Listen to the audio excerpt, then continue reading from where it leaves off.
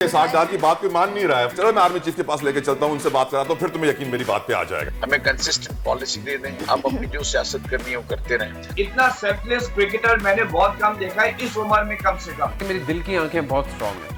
सांवली सलोनी सी महबूबा। वैसे ये लाहौर से लड़ती बड़ी अच्छी तरीके से। जो अदालत की तरफ से ये फैसला हुआ है, इसमें सिंध के मजलूमों की उम्मीदें बढ़ी है। ये भी एक मोटिवेशन है हमारी जितनी लड़कियां हैं, और उसके अलावा मेरे जो कोच हैं वो वुमेन एम्पावरमेंट पे काम कर रहे हैं।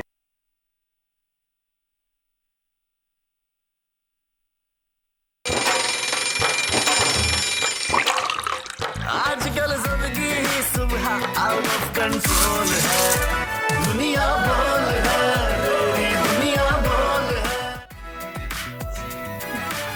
बिस्मिल्लाहिर्रहमानिर्रहीम, अस्सलामु अलैकुम, a very good morning to all who are watching. आपको वेलकम करते हैं दुनिया बोल में और आपको भी अस्सलामु अलैकुम सर। जी वालेकुम अस्सलाम। तलहा जतोई कल नहीं थे, मैंने इन्हें काफ़ी मिस किया और आज माशाल्लाह हमारे साथ मौजूद हैं। और आई होप आपने इंटरनेशनल वुमेन्स डे एंजॉय किया होगा। आपको बहुत बड़े भरपूर अंदाज में, थैंक यू सो मच। हम लोगों ने कल मैंने देखा भरपूर अंदाज में इस्लामाबाद में औरत मार्च को भी डंडे पड़े थे और वो लाहौर में भी औरतों को डंडे पड़ रहे थे। बड़ा खूबसूरत वुमेन्स डे मनाया। लेकिन बड़ी अफसोस की बात है कि खवातीन के आलमी दिन पर सोशल मीडिया ने सारा पोल खोल दिया। खवातीन गाड़ियों में बैठी चीख रही थी कि प्लीज ऐसा ना करें, हम यहाँ से जा रहे हैं, और डंडे बाकायदा बरसाए जा रहे थे, धक्के दिए जा रहे थे। अफसोस का मकाम, रोने का मकाम यह है कि अक़वाम मुत्तहिदा ने उसको नोटिस किया, अमेरिका के व्हाइट हाउस ने उसको नोटिस किया, पूरी दुनिया ने देखा कि पाकिस्तान में कितनी आज़ादी है, कितनी आज़ादी राय की इजाज़त दी जाती है, और हमारा जो इमेज दुनिया में गया, That was very sad. Very sad, बिल्कुल। आप वेरी अनफॉर्चुनेट कि हम बातें वैसे बहुत करते हैं जनाब खवातीन के हकूक, और देखें हमारे मुल्क में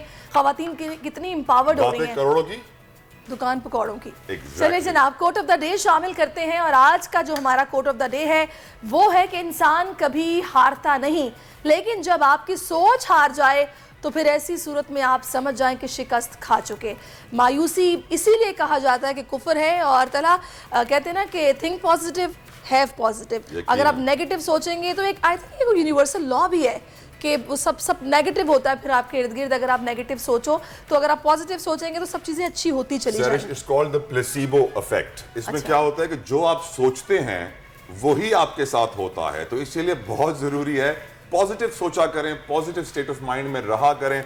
लेकिन साथ साथ क्योंकि कोट ऑफ द डे मेरी कोशिश होती है कि आका सल्लल्लाहु तआला अलैहि वसल्लम या मौला कायनात मुश्किल कुशा शेर खुदा फातिह खैबर हजरत अली इब्न अबी तालिब अलैहि सलाम का कोट आपके सामने पेश करूं तो मौला कायनात हजरत अली अलैहि सलाम ने फरमाया कि रिस्क तुम्हारी मौत की तरह है, तुम्हारे पीछे भाग रहा है, तो इसके लिए परेशान ना हुआ करो। मैं जानता हूं इस वक्त मुल्क में मुआशी बहरान की वजह से लोग बहुत इस वक्त परेशानी का शिकार हैं।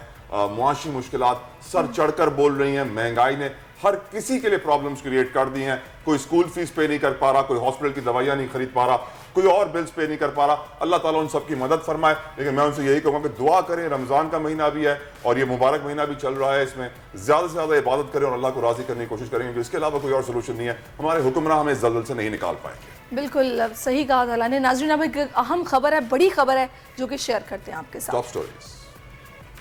केनाल रोड मैदान जंग बन गया है और पीटीआई और पुलिस में तसादुम हुआ। डंडे और लाठी चार्ज से कई कारकुनान जख्मी हो गए। खवातीन भी जद में आ गईं। कार्य सरकार में मुदाखलत पर कई खिलाड़ी गिरफ्तार और हुकूमत ने सूबे में दफा 144 नाफिज कर दी है।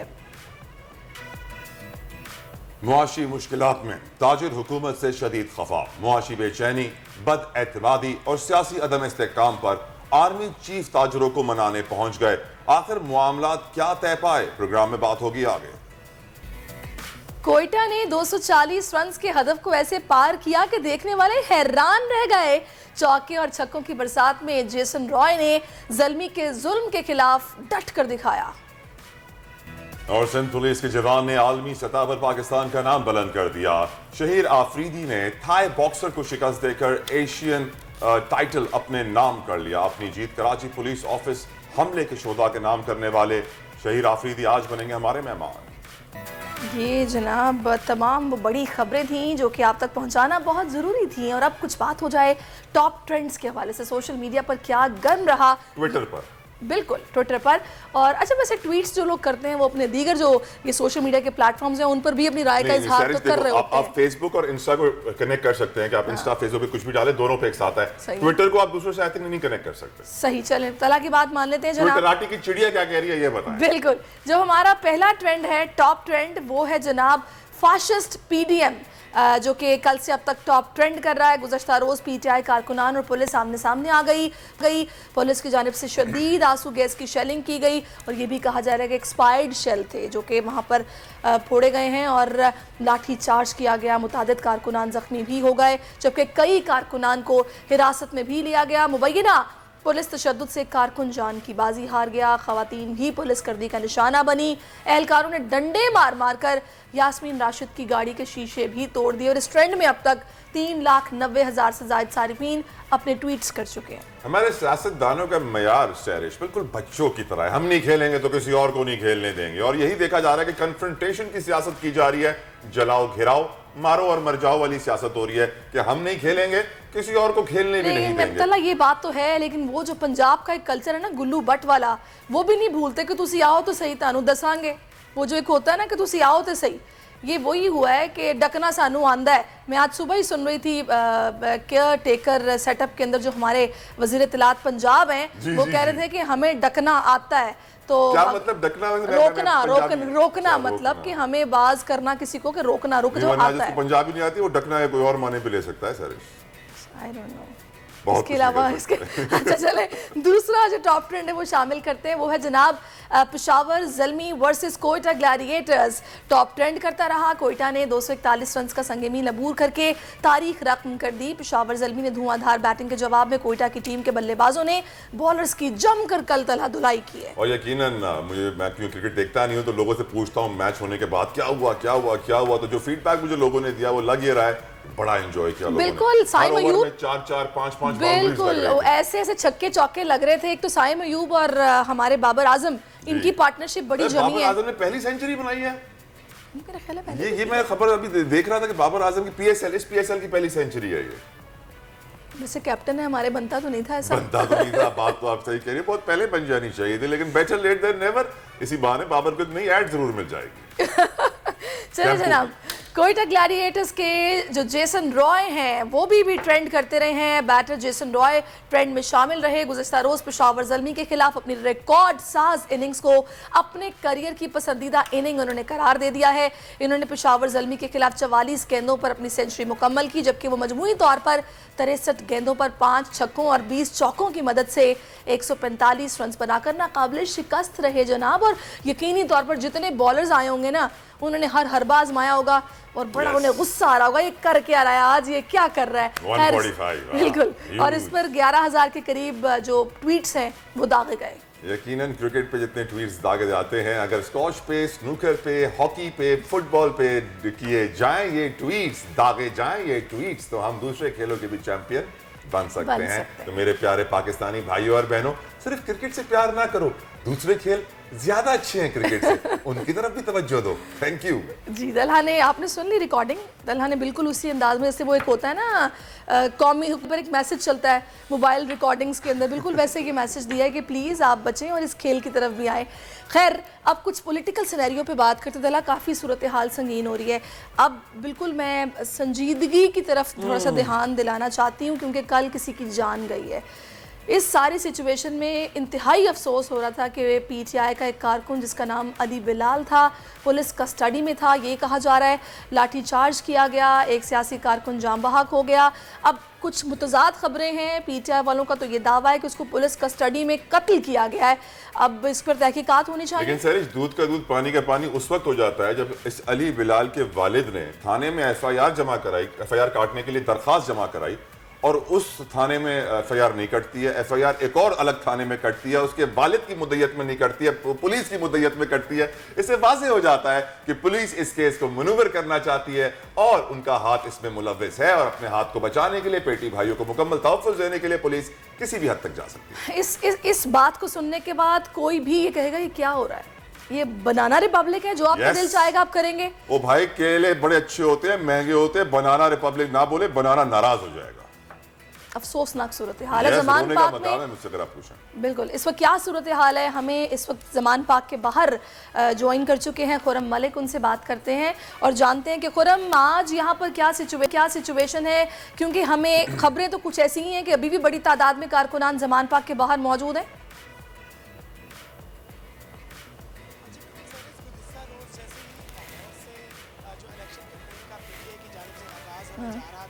पुलिस और कारकुनान के दरमियान जो है झड़पें देखने की नज़र आई और उसके बाद हमने देखा कि पुलिस की जानिब से शदीद जो है वो शेलिंग की गई और तोड़ फोड़ भी की गई गाड़ियों की और मुतअद्दिद कारकुनान जो हैं वो ज़ख्मी भी हुए, लेकिन एक कारकुन जो पुलिस की जो शेल से है वो जहाँ बाक हुआ था, पुलिस की कस्टडी में था मुबैना तौर पर, जिसकी हलाकत का जो है सामने आई है, जिसका नाम अली बिलाल था और ज़िले शाह के नाम से यहाँ पर मशहूर था और कई रोज़ से हम भी उसको देख रहे थे कि वो कप्तान की हिफाजत के लिए यहाँ पर जो है मौजूद रहता था। और इस वक्त भी जमान पार्क में जो कारकुनान हैं उनकी बड़ी तादाद अपने कप्तान की हिफाजत के लिए यहाँ पर मौजूद हैं।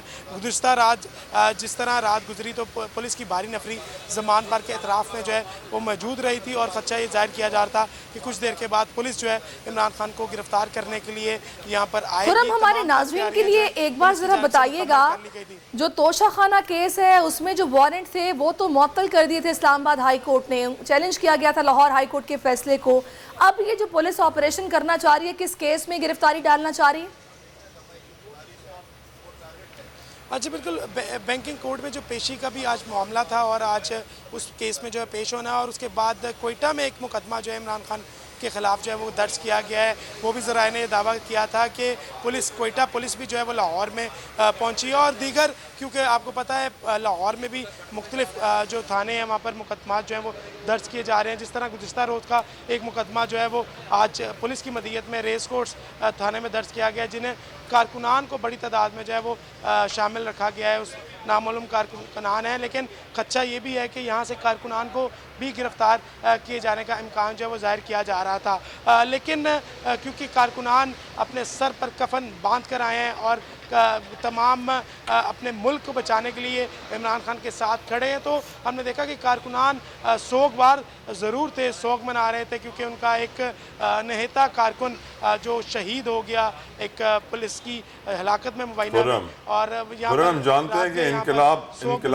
खून मांगता है और इनकलाब हमें चाहिए, हमारी ज़रूरत है। अब जिस तरह अली बिलाल ने अपना खून सामने पेश किया इस मुल्क को, इसकी सियासी पार्टीज़ को, बताया जा रहा था इनका पोस्टमार्टम सुबह को मुकम्मल हो गया है। नमाज जनाजा के बारे में कुछ पता है, तदफीन के बारे में कुछ इत्तलात हैं खुरम?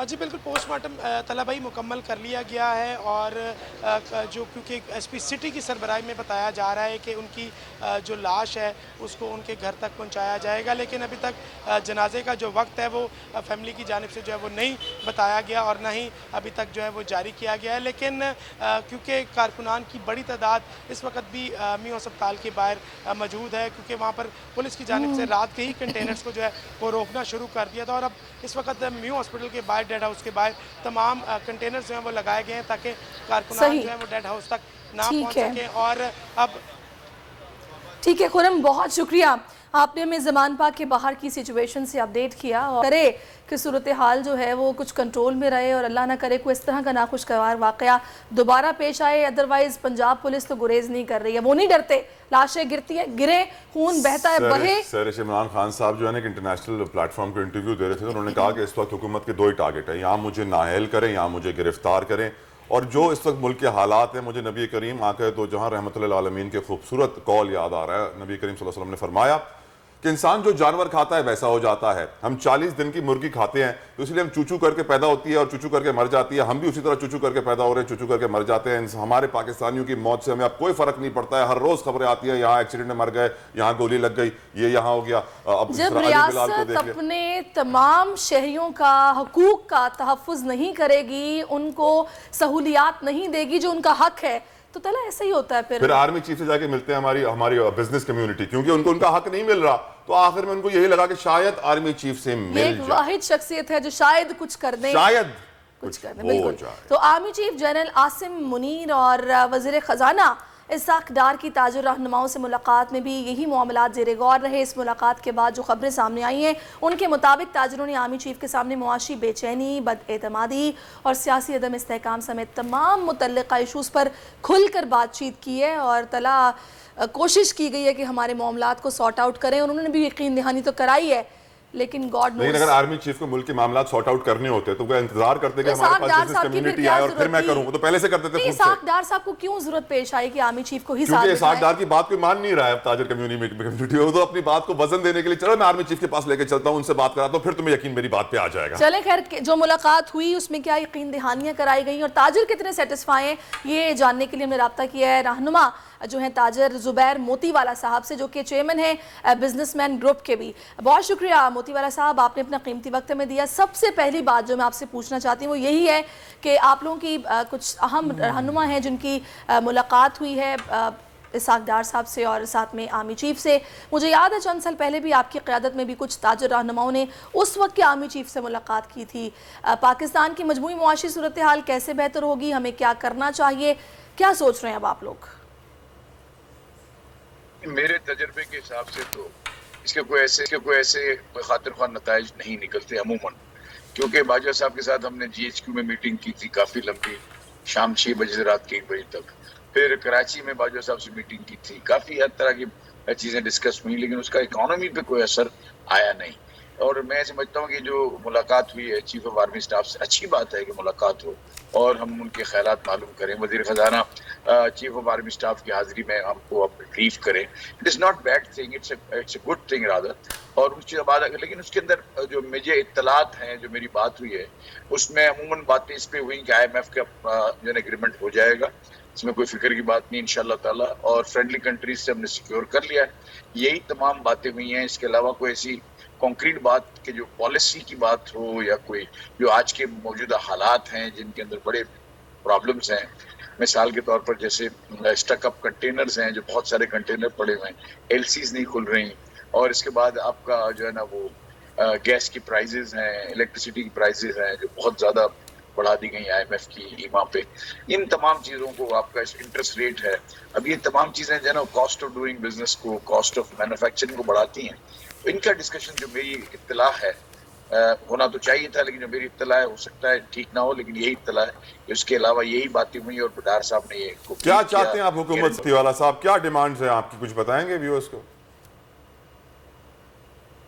देखिए, मैं तो सिर्फ एक ही डिमांड करता हूँ, मैं ताजिरों को रिप्रेजेंट करता हूँ कराची के। हमारी डिमांड सिर्फ एक ही है कि अल्लाह के वास्ते आप जो है ना पॉलिटिक्स को और बिजनेस को अलग अलग करें। अल्लाह का वास्ता देना जब आप जरूरी है। पॉलिटिसाइज करते हो बिजनेस की पॉलिसीज को तो कभी भी ठीक नहीं रहती। हमें कंसिस्टेंट पॉलिसी दे दें, आप अपनी जो सियासत करनी है वो करते रहें। हमको एक पॉलिसी दे दें जो 3 साल की हो और उसके जरिए जो है ना हम एक्सपोर्ट कर सकें, हम लोकल प्रोडक्शन कर सकें, हम इंपोर्ट सब्सिट्यूट इंडस्ट्री लगा सकें। एक दफ़ा आ जाए कि भाई ये तरीक़ाकार होगा। अब देखिए अब ये जून तक का जो है ना वादा था गैस के रेट का, अब उन्होंने बीच में से जो है ना उसको जनवरी से जो है ना उसको उल्टा कर दिया कि जी उसका अभी इतना बढ़ जाएगा। तो हमारी प्लानिंग कैसे हो सकती है? हम आगे 6-6 महीने के जो है ना माल की कमिटमेंट करते हैं। हम ये चाहते हैं, हमारा कहना ये है कि हमको आप हमारे हाल पर छोड़ें। आपको जो टैक्सेस की रिक्वायरमेंट है आप हमें बताएं। जैसे अभी देखें आप टैक्सेस पूरे आ रहे हैं, बल्कि सीलिंग बस्ट हो रही है। FBR ने जो टैक्स का कलेक्शन का टारगेट था उससे ज्यादा टैक्स कलेक्ट किया। तो अब जो ये जो मामलात हैं जो ट्रेड अकाउंट डेफिसिट के, करंट अकाउंट डेफिसिट के, ये तो बहुत सालों से ये चले आ रहे हैं। और अगर IMF के साथ आपको साइन करने में फ्रेंडली कंट्रीज मदद नहीं कर रहे तो वो यही है कि 3 बिलियन था, फिर 4 बिलियन हो गया, फिर आखिर में 15 बिलियन हो गया, विच वॉज इनटॉलरेबल। जब वो एक लिमिट से ऊपर चले जाता है तो फिर तो जो ये सूरत हाल है उसी को होगा। लेकिन मैं नाउम्मीद नहीं हूँ, बिजनेस कम्युनिटी बिल्कुल नाउम्मीद नहीं है। हम समझते हैं कि पहले भी ऐसे नामसायब हालात आए हैं, हम उनके साथ बैठे हैं और हमने अपने जो है ना जो मारूजात हैं वो पेश किए हैं और हमने उनको एक तरीक़ाकार बताया, एक रास्ता बताया कि भाई इस तरह से नहीं, इस तरह से हम आहिस्ता से लेकर चलेंगे। हम पाकिस्तान में रहते हैं, पाकिस्तान के लिए हम कुर्बानी देने को तैयार हैं। हम समझते हैं कि हालात साजगार नहीं। अच्छा जुबैर साहब, मुझे ये बताएगा कराची के जो सी पोर्ट्स हैं वहाँ पर जो सूरत हाल है, कंटेनर्स फंसे हुए हैं, रुपया मुसलसल डीवैल्यू हो रहा है, ऐसा ये कब तक चलेगा? इस पर आपकी राय क्या है?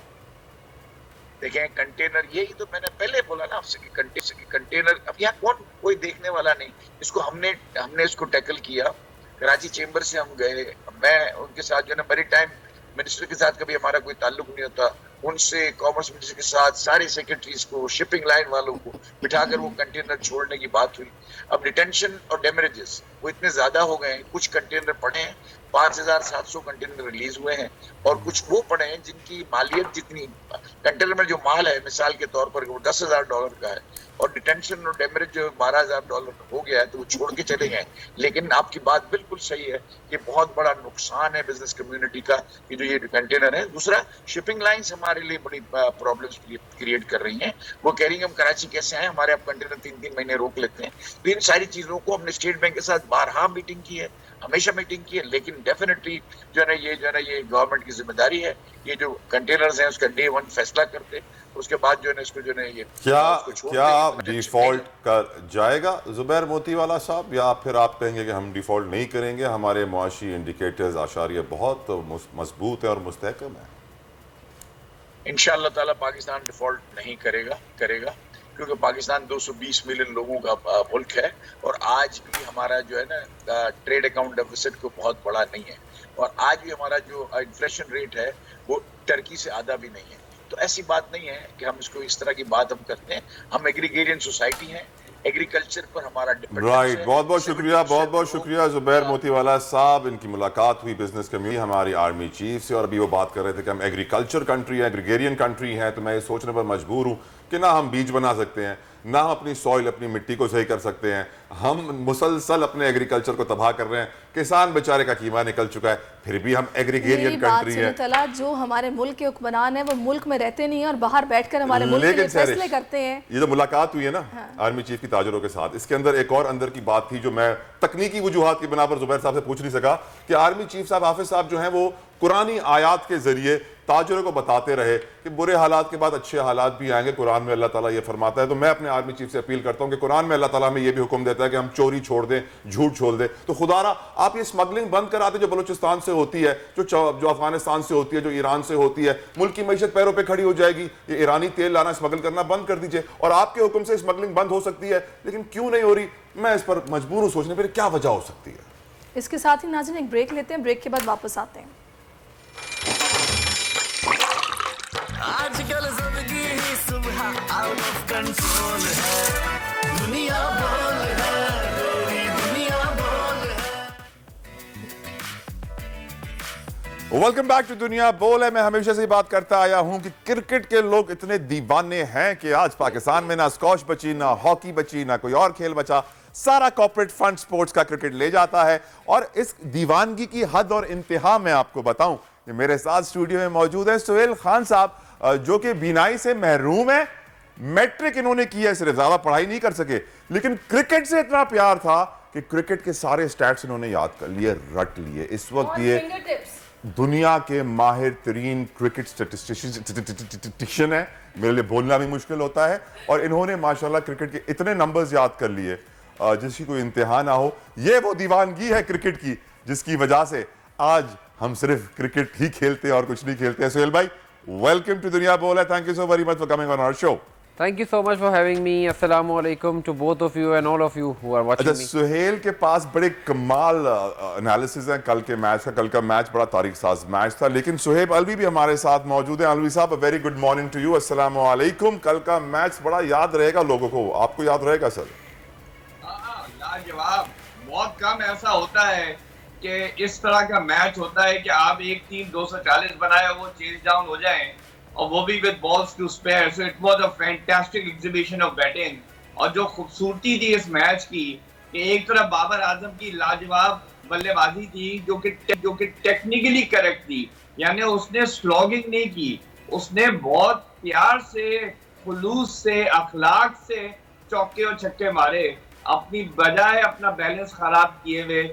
और एक तरफ जेसन रॉय था जिसने ब्रूट पावर से मारे चौके छक्के। तो आपको दो एक्सट्रीम्स दिखी जिसमें इतनी ताकतवर एक तरफ और एक एलिगेंस और ग्रेस एक तरफ। तो टू ऐसी 100 देखना एक ही मैच में कमाल की बात। अच्छा, वैसे सुहेब साहब मुझे ये बताइएगा कि पहले आई थिंक सो जो ओपनिंग होती थी वो बाबर के साथ हारिस थे, लेकिन कि पिछले 2 मैचेस से हम देख रहे हैं कि साइम अयूब को ऊपर किया गया है, तो ये जो चेंज किया है ये पे ऑफ कर रहा है, इसका मतलब है टीम को।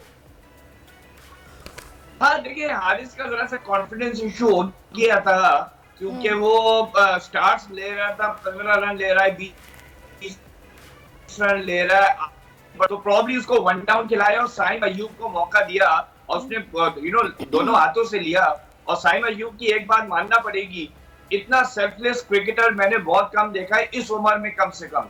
क्योंकि देखें, उसने पिछले मैच में भी और कल वाले मैच में भी जब वो 70-80 पे पहुंचा, उसने अपने 100 का नहीं सोचा, वरना वो उसके बाद सिंगल डबल लेके अपने 100 कर सकता था।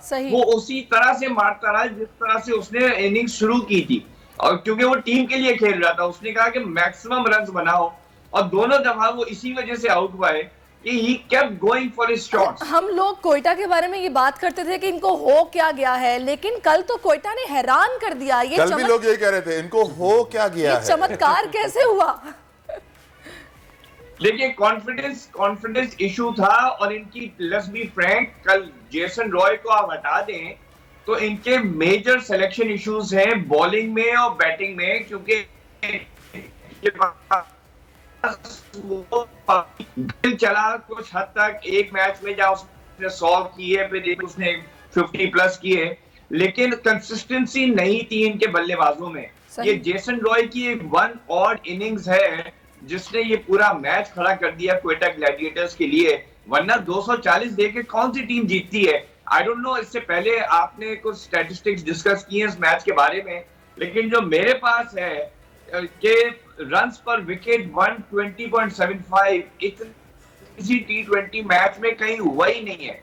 12.60 की रन रेट थ्रू आउट हुआ ही नहीं है किसी T20 क्रिकेट में फ्रेंचाइज। ऐसे बहुत से रिकॉर्ड्स टूटे हैं कल। अलवी साहब, we have in studio with us the only blind cricket statistician with us, Suhail Khan. इनको आप एनसाइक्लोपीडिया भी कह सकते हैं। यस, मैं सुहेल से पूछना चाहूंगा आपकी इजाजत से, अलवी साहब। सुहेल, आप कल के स्टैट्स में आपको सबसे ज्यादा यूनिक क्या लगा? Yes please. जी, फर्स्ट ऑफ ऑल सोहेब भाई अस्सलाम वालेकुम, कैसे हैं आप? वालेकुम सलाम। जी, तो कल के मैच में बहुत सारी चीज़ें बहुत यूनिक हुई। मैं शायद बताना चाहता हूँ, मुझे सबसे ज़्यादा जो मज़े का स्टार्ट ये लगा कि पहली बार ऐसा हुआ कि किसी एक PSL मैच में हमने 2 सेंचुरीज देखी, और बाबर आजम के T20 कैरियर की 800 थी। अब वो क्रिस गेल के बाद जो है वो सेकंड जॉइन मोस्ट 100 बनाने वाले खिलाड़ी बन गए with Aaron Finch, David Warner and Michael Klinger. Jason Roy की ये 6th ओवरऑल T20 100 थी। 20 के ऊपर 100 है, अभी भी बहुत बड़ा गैप है। बिल्कुल। जेसन रॉय की अगर हम बात करें तो 6th T20 100 उन्होंने बनाई, अपने 8000 T20 रन पूरे किए, अपने 300 छक्के उन्होंने जो है वो पूरे किए, और PSL हिस्ट्री के पहले वो ओवरसीज खिलाड़ी बन गए जिन्होंने जो है वो 2 सेंचुरीज PSL में बनाई हुई हैं। 27 इनिंग्स में उन्होंने जो है वो 1000 रन PSL में बना लिए, जो कि फास्टेस्ट 1000 है PSL के। इस PSL सीज़न में 4 सेंचुरीज बनी हैं, जो कि किसी एक सीज़न में जो है वो मोस्ट सेंचुरीज हैं। अगर हम बात करें यहाँ पे हाईएस्ट सक्सेसफुल रन चेज का, तो जो फ्रेंचाइज, वैसे तो post highest successful run chase है, लेकिन फ्रेंचाइज लेवल पे ये हाईएस्ट सक्सेसफुल रन चेज है। इस मैच में टोटल 54 चौके और 21 छक्के लगे, 75 बाउंड्रीज जो एक मैच में लगी। ये किसी एक मैच में जो है वो T20 की मोस्ट बाउंड्रीज हैं। उसके साथ साथ बाबर आजम और साइम अयूब की जो 162 की पार्टनरशिप थी, ये second highest partnership in the history of PSL है। और जो टॉप 3 PSL की हाईएस्ट पार्टनरशिप्स हैं, उन तीनों में बाबर इन्वॉल्व हैं, शर्जील के साथ, साइम अयूब के साथ, लियाम लिविंगस्टन के साथ। और बाबर आजम की अगर हम रावलपिंडी की बात करें तो रावलपिंडी में इनकी ये दूसरी जो है वो 100 थी। और इसके साथ साथ जो अगर मजीद में बात करूँ कोयटा ग्लेडिएटर्स के लिए PSL की हिस्ट्री में जो है वो 3rd 100 बनाई गई। अच्छा, वैसे हम ये समझते शायद बाबर की PSL के इस इवेंट में ये पहली सेंचुरी है। इस इवेंट में तो पहली 100 है, रावलपिंडी के ग्राउंड पे दूसरी 100 है। चलें जी, सुहेल भाई, नाश्ते में आप कितने बल्ले बॉल्स खा लेते हैं वैसे? कॉक का बैट खा रहे होते हैं या टेप बॉल बैट खा रहे होते हैं, बता दें कुछ। नहीं, ये बस मैं लोगों की मोहब्बतें, इज्जतें, खुलूस और रिस्पेक्ट जो है ना वो हासिल। सुहेब अलवी साहब, क्योंकि आप माशाल्लाह से ना सिर्फ क्रिकेट को बल्कि क्रिकेटिंग वर्ल्ड को भी फॉलो करते हैं, tell us something about Suhail Khan, because personally speaking I am very impressed, the only blind working cricket statistician. तो क्या वजह है कि सुहेल के अंदर जो खासियत है, मैं नहीं समझता दुनिया में कोई और सुहेल खान ऐसा होगा। मैं आपको एक बात बताऊं कि सुहेल खान ने स्टैटिस्टिक्स के हवाले से हम सबकी आंखें खोल दी हैं। मतलब माशाल्लाह। इतनी मेहनत करते हैं ये, मैं इनको बड़े अरसे से फॉलो कर रहा हूँ और सुन रहा हूँ इनके बारे में। ये ऐसी ऐसी डिटेल्स लेके आते हैं, जाहिर बात है कि कुछ फॉलो करते हैं, कुछ वो कलेक्ट करते हैं, लेकिन देखें कलेक्ट करने के लिए भी बहुत हाजिर दिमागी चाहिए। और जो इन्होंने ये लिस्ट बताई है जो मेरे पास थी उससे कहीं ज्यादा इन्होंने बता दी जो मेरे पास आई थी और मैंने भी कहीं से पढ़ी थी। तो I think Sohail Khan is asset for this Pakistan cricket और आई थिंक इन्हें हमें रेगुलरली प्रमोट करना चाहिए। अच्छा, वैसे मैं सुहेल आपसे ये पूछना चाहूंगी कैसे याद रखते हैं आप? मुझे ये तो पता है कि सुहेल रेडियो रात पे को 10 बादाम शहद में डुबो के गर्म पानी के साथ, क्या ऐसा ही है? शहद में डुबो के नहीं हो सकता सला। पूछे सुहेल से पूछे। देखिए मैं आपको बताऊं, अच्छी याददाश्त अल्लाह ताला की देन है। सुभान अल्लाह। मुझे बचपन से ना क्रिकेट का बहुत शौक था। अब मुझे ब्लाइंड क्रिकेट का शौक नहीं था, मुझे जनरल क्रिकेट का शौक था। क्रिकेट में खेल नहीं सकता, जनरल नंबर 1 एनालिस्ट मैं नहीं बन सकता क्योंकि टेक्निकल चीज़ों पे मैं बात नहीं कर सकता। When I was around 7-8 years old मैंने एक कैसेट में 100 पाकिस्तानी खिलाड़ियों के नाम रिकॉर्ड किए और मुझे इस वक्त ऐसा लगा कि जैसे मैंने ना ज़िंदगी में बहुत कोई बड़ा एक अचीवमेंट कर लिया, कुछ कर लिया।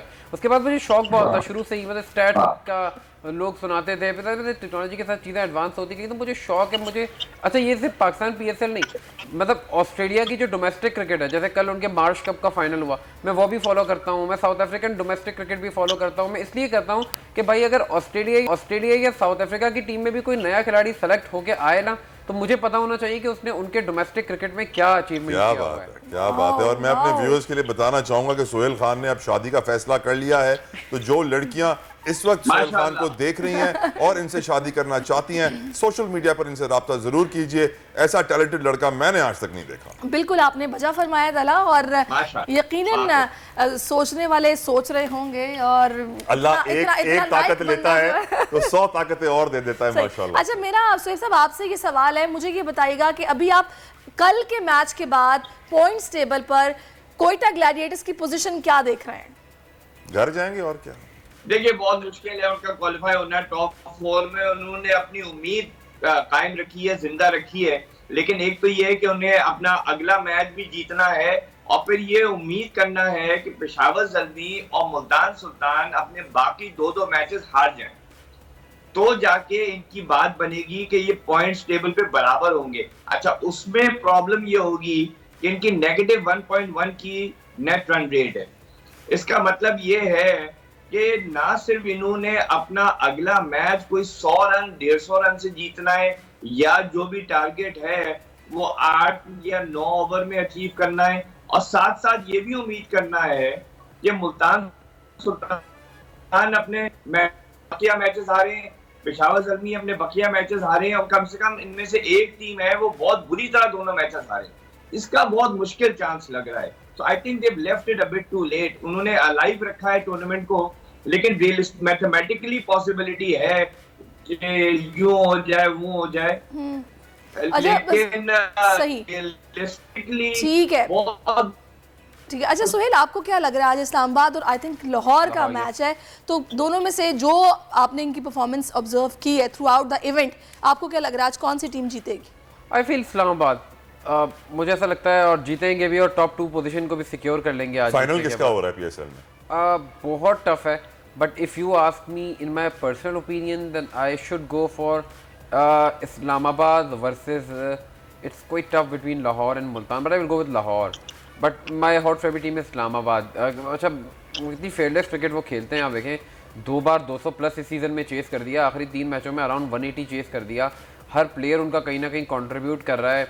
कॉलिन मुनरो 20 छक्के लगा चुके हैं, आजम खान 17 छक्के लगा चुके हैं, मतलब उनकी जो अंदाज़ है, फिर फजल फारूकी ने बॉलिंग में आके जिस तरीके से परफॉर्मेंस दे दी है, तो आई थिंक इस्लामाबाद को एज आज के मैच में रहेगा। और बात है कि लाहौर की टीम, एक बार ध्यान में रखिएगा कि जहां लाहौर की टीम चेस करेगी वहां उन्हें मुश्किल होगी।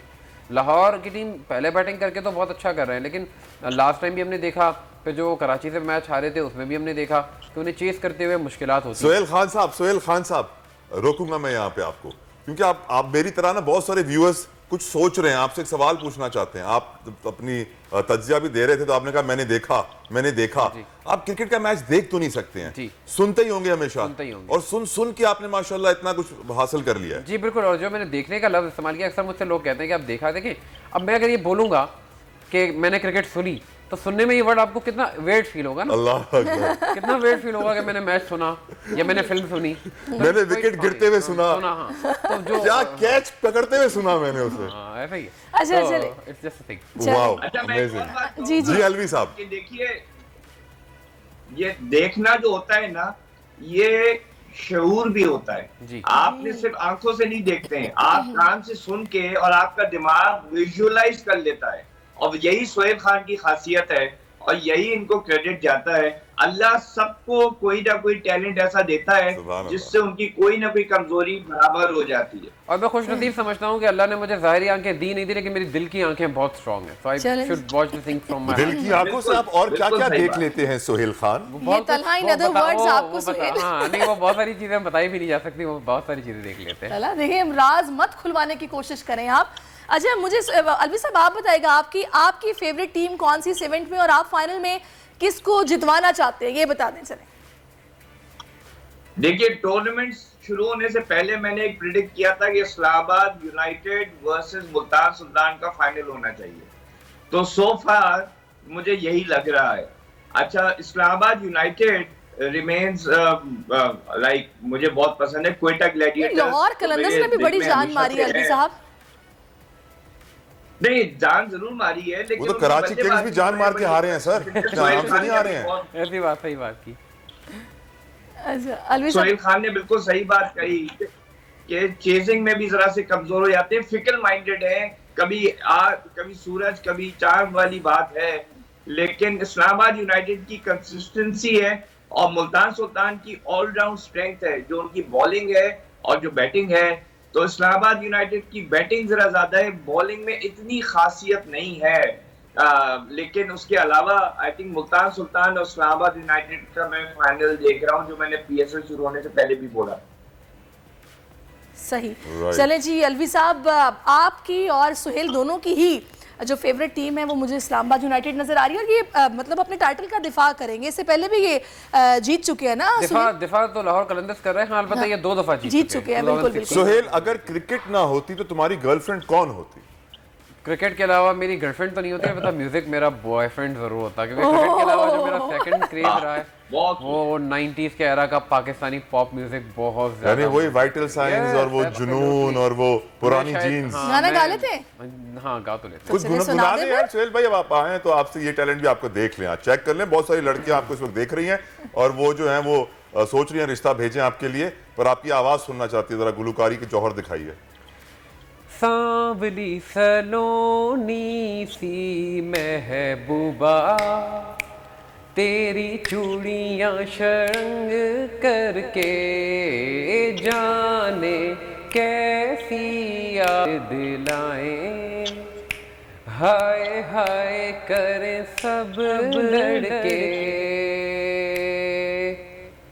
क्या बात है, क्या बात है, क्या बात है। यानी बहुत सारी सांवली सलोनी लड़कियां इस वक्त सुन लें, सोहेल खान एक सिंगल बैचलर हैं, बहुत टैलेंटेड हैं, एलिजिबल बैचलर हैं और शादी करने का इरादा कर चुके हैं। अगर आप शादी करना चाहती हैं सोहेल खान से तो फौरन से इनके सोशल मीडिया हैंडल्स पे इनसे राब्ता कर सकती हैं। बिल्कुल जनाब। अलवी साहब, हम आपका भी शुक्रिया अदा करेंगे, सुहेल आपका भी बहुत बहुत शुक्रिया।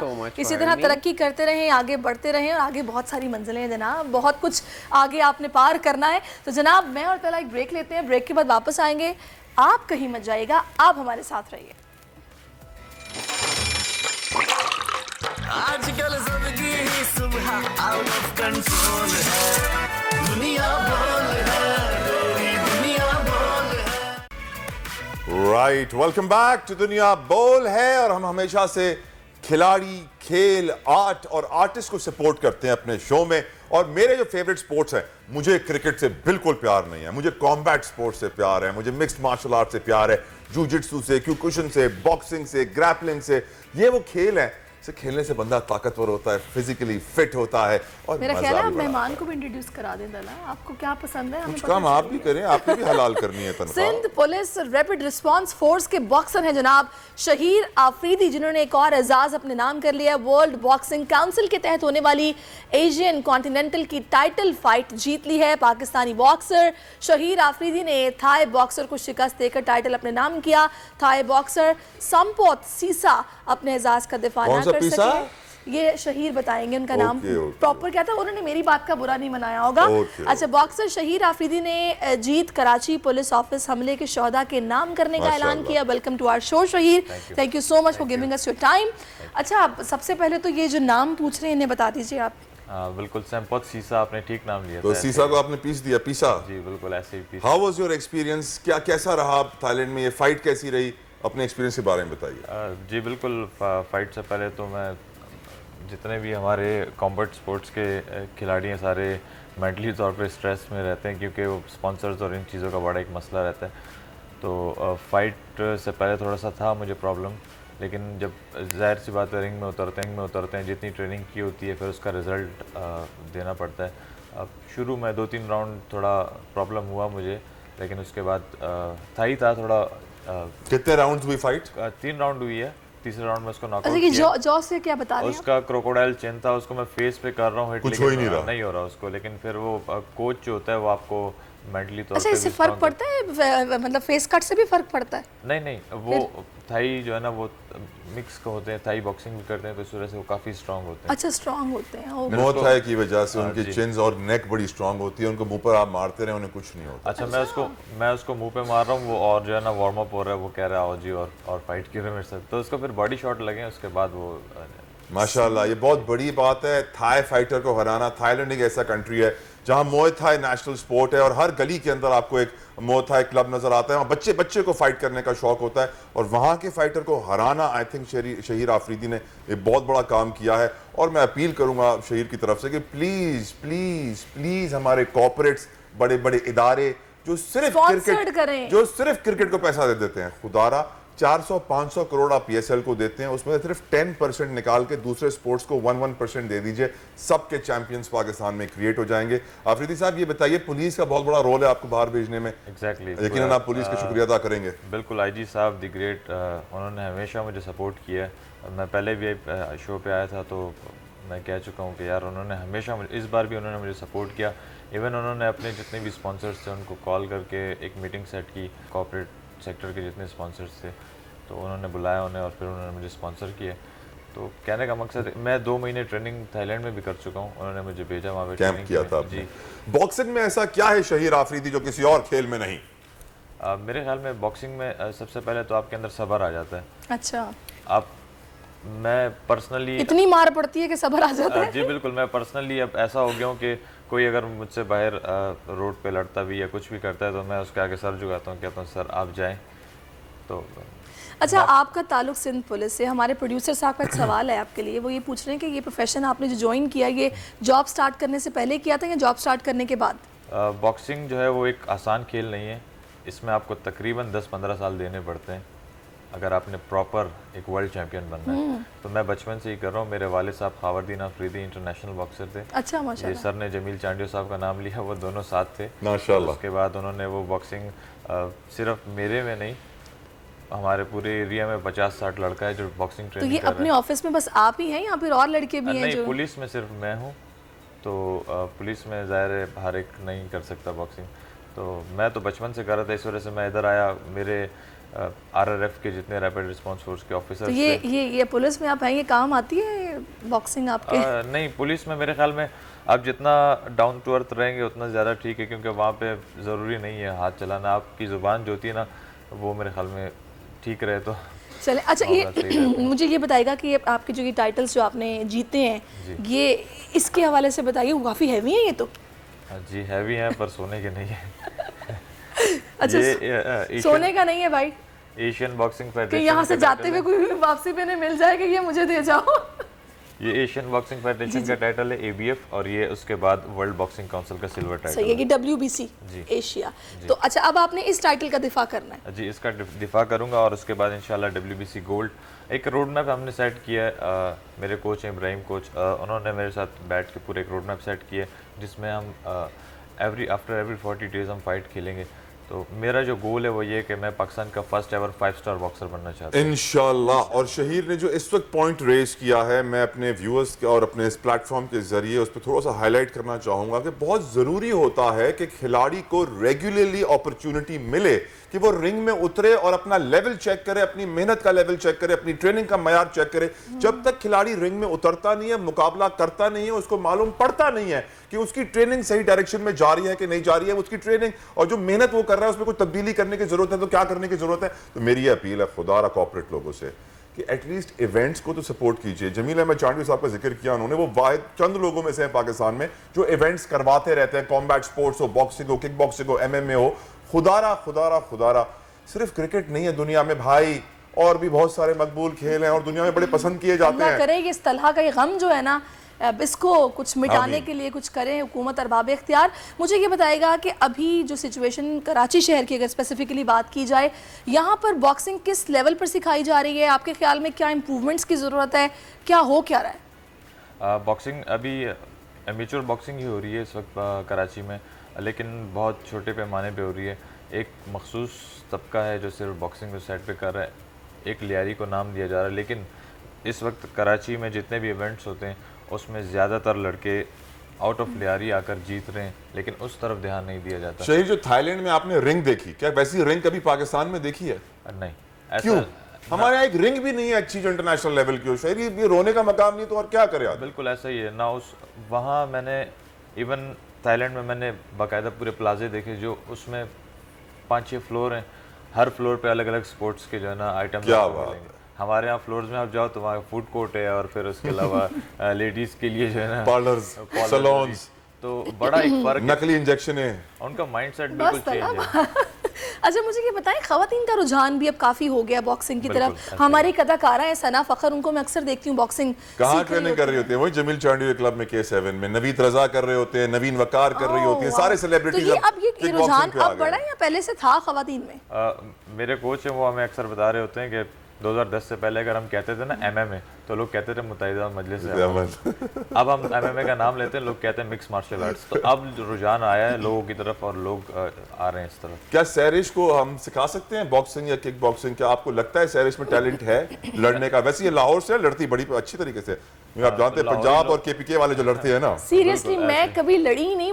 मैं जितनी काम और जितनी मतलब ठंडे मिजाज की हूँ ना, मुझे एकदम किसी और को गुस्सा आया हो तो गुस्सा अभी ये पंजाबी में बात करना शुरू कर दे तो पहला जुमला आएगा, मैं तेनू 10 देवा, और फिर ये अटैक शुरू करेंगे। अभी हम जनाब महंगाई से लड़ रहे हैं, उससे कैसे हम लोगों ने बचना है या निकल भी पाना है इस दलदल से या नहीं, मैं इस पर बात कर लेती हूँ क्योंकि हमारे साथ मौजूद है शहीर। ये बताएंगे भी कि क्या कुछ खाना पड़ता है, ये बॉक्सर्स की डाइट क्या होती है। उससे पहले मैं कफील के पास जाना चाहूँगी जो कराची में और महंगाई से लोग कितना परेशान है, इस पर हमें अपडेट करेंगे। कफील बताइएगा क्या रद्द-ए-अमल है लोगों का इस महंगाई पर? काफ़ी खुश होंगे। देखिए, लोगों का रद्द-ए-अमल तो एज़ यूजुअल है जो गुज़िश्ता 11 महीने से है और पिछले 3 साल के जो तमाम अवामिल हैं वो इस वक्त अपना पेश आ रहे। तरह मैं आपको रेट्स बता दूं, कुछ प्राइस जो है वो प्याज में कमी आई थी 8 से 10 दिन पहले, ताहम एक बार फिर प्याज जो है वो 180 रुपये का है तक पहुँच गया दोबारा। अच्छा, ये जो लहसुन है इस वक्त 120 का था और 600 रुपये किलो के हिसाब से फ़रोख्त किया जा रहा है। इसी तरह अगर हम बात कर लें अदरक की तो वो भी तकरीबन 550 से 600 के दरमियान है। लीमू कल 750 रुपये किलो था, आज 650 रुपये किलो के हिसाब से है। चिकन बदस्तूर 650 से 700 रुपये किलो के हिसाब से फ़रोख्त किया जा रहा है, इसलिए कि दुकानदारों का कहना यह है कि तकरीबन 5.5 या 5.25 की उनका मुर्गी पड़ रही है, तो उसके बाद जो गोश्त है, कटिंग है, सारी चीज़ें हैं, तो तकरीबन 6.5 से 7.5 के हिसाब से फ़रोख्त किया जा रहा है। परचून में एज सच कोई कमी नहीं है। जो आटा है वो भी उसी हिसाब से तकरीबन 130 से 140 है चक्की का आटा, और उसमें कोई कमी जो है वो ऐसा दिखाई नहीं दी है।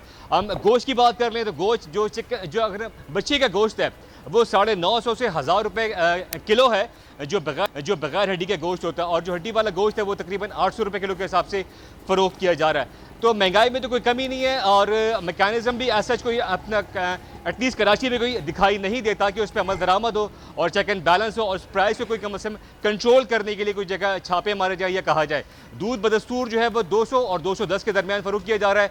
इसी तरह जो चीनी है होलसेल में 95 है और रिटेल में 105 तक जो है वो पहुँच चुकी है। दालें 10-5 रुपये कम हुए थे, हम उसी हिसाब से जो है वो फ़रोख्त की जा रही है। तो ये तमाम यानी कि सूरत-ए-हाल आवाम अच्छी किसी खबर तरह मार्केट से कोई जो भी है नहीं वो आ इस रही, वक्त महंगाई नाखुश जो है वो बढ़ती ही चली जा रही है और आगे हम लोग काफ़ी परेशान हैं। बहुत शुक्रिया आपका। मैं कफील समझ सकती हूँ कि यहाँ पर लोग किस कर्ब से गुजर रहे होंगे कुछ खरीदते वक्त। अच्छा, अब इससे पहले कि हम शहीद की तरफ वापस आएँ तला, अब क्या हमें थोड़ी सी बात दादू मॉडल कोर्ट के जो जज हैं हाफिज़ अताउल्लाह शेख, उनकी जानिब से तहरीक कत्ल की मुआवनत और सहूलतकारी के इल्ज़ाम में SHO करीम चांडियों पर फ़र्द जुर्म के हवाले से मामला है जो कि अबायद हो गई और उम्र रुबाब ने इस पर काफ़ी काम किया है। बहुत वो हमें वोकल नज़र आई हैं, आगे बढ़ के उन्होंने इस केस को देखा। उम्र रुबाब सिंध की बेटी जो कि इंसाफ की मुतलाशी हैं और किसी तौर वो पीछे हटने को तैयार नहीं है। सबसे पहले हम उनसे बात करते हैं। बहुत शुक्रिया उम्र रुबाब आपके वक्त का। बताइएगा कि मॉडल ट्रायल कोर्ट में SHO करीम चांडियों पर फ़र्द जुर्म आयद होना आपके लिए इत्मीनान बख्श होगा यकीनी तौर पर, कि आपको इंसाफ होता दिखाई दे रहा है?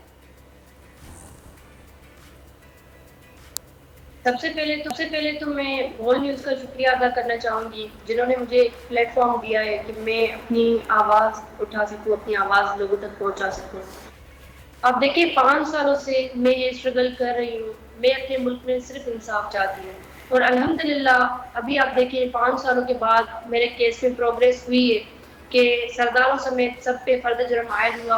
आज भी जिस SHO को ऑनरेबल कोर्ट की तरफ से पुट किया गया, जिसके लिए हमने 193 CRPC की एप्लीकेशन दी थी, उस पे भी फ़र्द जुर्म आयद हुआ। इसका मतलब यही है कि हमारी FIR को स्ट्रेंथन किया गया और अल्हम्दुलिल्लाह ये एक अच्छी प्रोग्रेस है।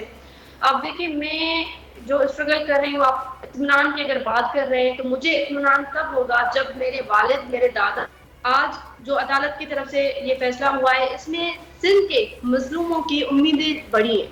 हर एक अच्छा रुबाब, मॉडल ट्रायल कोर्ट में करीम चांडियों समेत सरदार अहमद खान चांडियों और बुरहान खान चांडियों भी पेश हुए हैं। इस पर मकामी पुलिस ने आपको घर पर नजरबंद तो नहीं किया जैसा पहले हुआ था? देखिए, मुझे ऑनरेबल सुप्रीम कोर्ट की तरफ से एक सिक्योरिटी प्रोवाइड की गई है पुलिस की, और आपने देखा होगा कि रेंजर सिक्योरिटी हेरिंग डे पे प्रोवाइड की गई है। सिक्योरिटी के मामले में अगर आप पूछते हैं तो मैं नहीं समझती कि इस मुल्क में कोई भी सेफ है।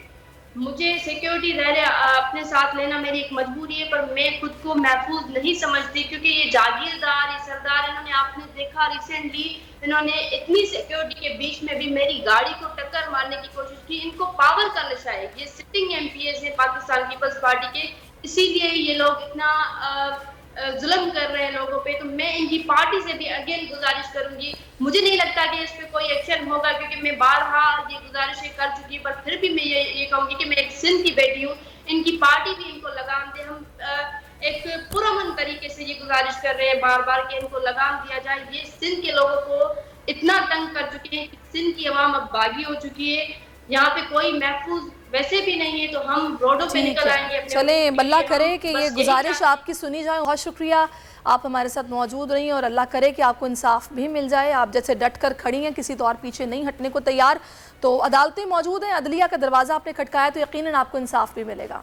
वापस आते हैं बॉक्सिंग की तरफ। शहीर आफिदी हमारे साथ हैं और शहीर से जो सैरिस ने सवाल पहले किया था और फिर उसका जवाब अभी लेना बाकी है। शहीर, अपनी हेल्थ के बारे में बताइए, किस तरह डाइट करते हैं, क्या खाते हैं, व्हाट्स योर रूटीन? सबसे पहले तो मैं ये बोलूँगा, आपने जो महंगाई सुना दी है ना, तो डाइट प्लान तो सारे गए मेरे अब तेल में। तो डाइट प्लान ऐसा ही है कि सुबह हम लोग दलिया वगैरह और बॉयल एग्स इस पे जाते हैं, फिर हम 2-3 घंटे बाद आपको डाइट लेनी पड़ती है, लेकिन ज़्यादातर जो है ना वाटर इनटेक और इस पे जाते हैं। उसके अलावा अगर हमने वेट लॉस करना है तो वेट लॉस के लिए फिर ये होता है कि वेट लॉस डाइट होती है, अगर हमने वेट अप करना है उसके लिए अलग डाइट होती है। वेट लॉस की डाइट आप बता दें, कुछ हमें भी फ़ायदा होगा। नहीं, लेडीज़ की डाइट में और अच्छा, इसमें फ़र्क है? जी बिल्कुल फ़र्क है। और हम लोग बॉक्सिंग की डाइट करते हैं, हम ज़्यादा खाते हैं, कार्ब्स ज़्यादा लेते हैं क्योंकि ट्रेनिंग हमारी ज़्यादा थोड़ी हाई इंटेंसिटी। अच्छा, वैसे मुझे ये बताइएगा कि डाइट की और ख़वातीन की बात आपने की है कि उनकी अलग होती है, नेशनल या इंटरनेशनल लेवल पर ख़वातीन ये बॉक्सिंग की ट्रेनिंग ले रही हैं या वो खेलना चाहती हैं, ऐसा कुछ है? मेरे ख्याल में इंटरनेशनल लेवल की जो ख़वातीन है ना, जो बॉक्सिंग कर रही हैं, हमारे जो गली के जितने भी जो नॉर्मल लोग हैं वो उनका मुकाबला नहीं कर सकते। वो इतने बेहतरीन अंदाज में बॉक्सिंग कर रही हैं। वो उनकी वैसी जो फेस होता है ना, वो आप नॉर्मल फेस देखें और फाइट के बाद उनका देखें, ऐसे उनको वो अपने चेहरे से प्यार नहीं करती। अच्छा, हाँ। इसमें इतना इफेक्ट होता है आपके चेहरे पे? जाहिर सी बात है। आपने आखिरी बार बॉक्सिंग कब देखी मैं थी? खाने की बात कर रही हूँ, मैं बॉक्सिंग की बात नहीं करी। मुझे लगा शायद वो डाइट इफेक्ट्स भी होते हैं। नहीं। आई नो दैट कि आपका पंच मुंह पे लगता है ताला जी, तो फॉर गॉड सेक आपने क्या समझ लिया, फॉर्मूला 1 नहीं हूँ मैं। अब ये बताएं मुझे कि डाइट इफेक्ट्स की जो आप, मैं उनके डाइट से रिलेटेड बात करी थी, तो मुझे लगा कि ख़वातीन और मर्दों के अगर खाने पीने में भी फ़र्क है तो वो कैसे फिर अपना मैनेज करती हैं? डाइट इफेक्ट जो है ना वो सिर्फ पाकिस्तान में होता है। उसकी वजह ये कि यहाँ पे प्रोटीन अक्सर 2 नंबर मिल जाते हैं। अच्छा। वो आप खाते हैं तो आपके चेहरे पे कहीं ना कहीं इफेक्ट कर जाता है।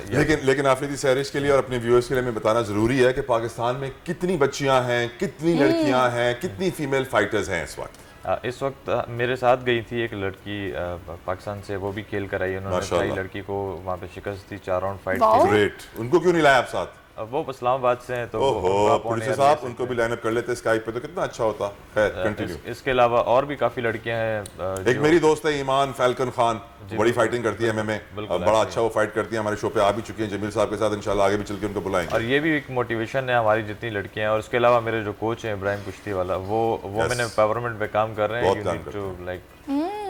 चले तो जबरदस्त। सहरिश को हम भेजेंगे इब्राहिम कुश्ती वाला के पास। पहले मुझे डाइट तो पूछने देते कि लड़कियां खाती क्या है। डाइट छोड़े, पहले ट्रेनिंग तो करें फिर डाइट करेंगे। पहले ट्रेनिंग है सहरिश। चले जनाब, थैंक यू सो मच, आपने अपना कीमती वक्त हमें दिया।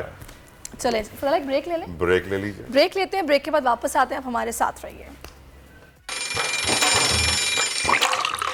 आजकल जिंदगी ही सुबह आउट ऑफ कंट्रोल है, दुनिया बोल है, दुनिया बोल है। बोल के खिलाफ साजिश हुई, न गवाह मिला न सबूत, लेकिन केस में अब तक बरियत क्यों ना हुई? जब मुद्दई और तफ्तीशी खुद एतराफ कर चुका है कि कभी कोई जुर्म हुआ ही नहीं, तो केस में बरियत क्यों नहीं हुई? बोल अपील करता है कि केस अवाम के सामने सुना जाए ताकि अवाम भी जान सकें कि बोल के साथ क्या हो रहा है। जिंदगी एक मैदान है और PSL 8 में हर टीम को छूना आसमान है। 6 टीमों के बीच धुआंधार लड़ाई। ये शोर न लड़ाई का है न डर का, ये शोर है जीत का, ये शोर है जुनून का। खेल का जुनून रोजाना रात 11 बजे सिर्फ बोल न्यूज पर।